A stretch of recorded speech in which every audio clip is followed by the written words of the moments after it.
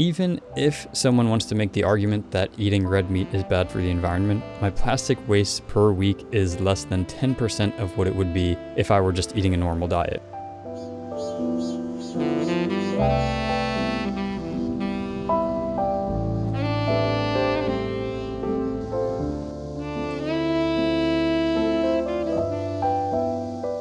So I've been thinking a lot about this lately because I think there should be a lot more emphasis on it. There's been so much talk over the years about how red meat damages the environment. I'm not going to repeat any of these points here because there's a lot of content about it already. What I will say is that the best part of the carnivore diet, for me, ties into this idea about damaging the environment. By the end of this video, I'm going to show you that in terms of pollution or damage to the environment by whatever foods you choose to eat, context matters. A lot. Before we get into it though, today I'm walking around Mahjong Meat Market. It's one of the main meat markets here in Seoul.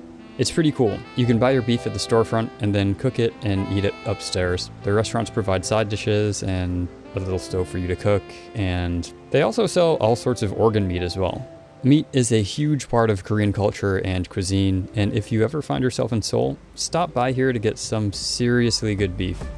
Anyway, I'm just going to be walking around here, and I hope you enjoy the scenery. So by far the best part about going carnivore, for me, is the fact that I eat a lot less than I did before. I'll talk more about how I arrived at carnivore, what I eat, and how much I eat per day later on in this video. Right now, I want to expand on the idea of lifestyle choices and what they mean in terms of pollution.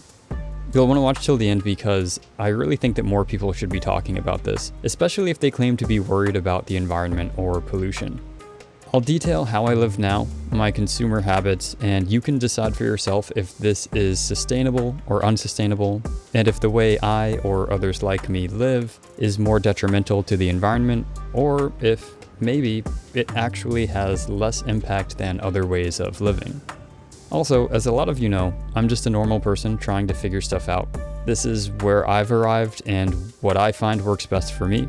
Your mileage may vary significantly.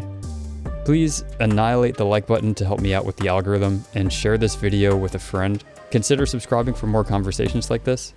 Come on, do it, do it! And back to the video. I'll start off with a very simple example of what I'm talking about. When I started eating a primarily carnivore diet, not even a full carnivore diet yet, I completely stopped drinking coffee or energy drinks. I literally do not need them anymore.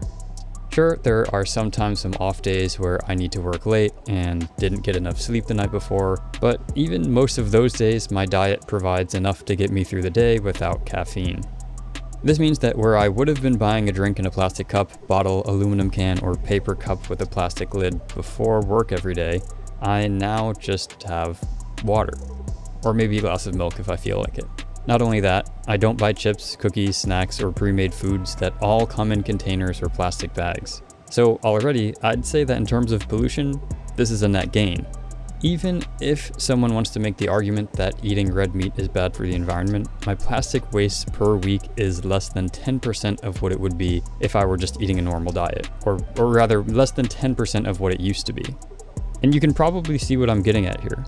The waste that I produce per week is a few plastic containers that the beef comes in, paper cartons that the eggs come in and that sometimes have a plastic lid, paper milk cartons for yogurt that I make, and glass milk bottles for the grass-fed milk that I drink.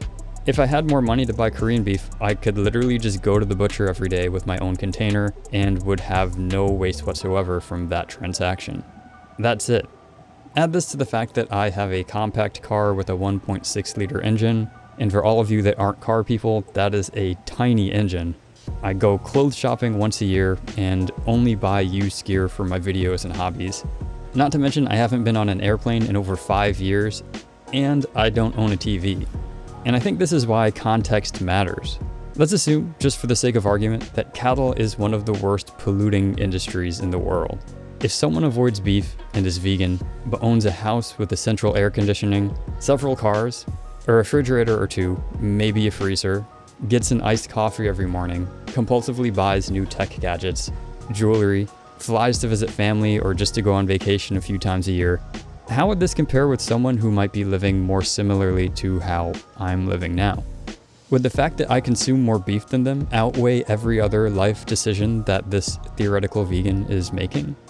I'm genuinely curious, so if you have a good answer, please let me know in the comments below. Which brings up the question of how much I eat. This is what I personally think is the best part about the carnivore diet, at least for me. When I first made the transition to carnivore, I did it very slowly and for health reasons.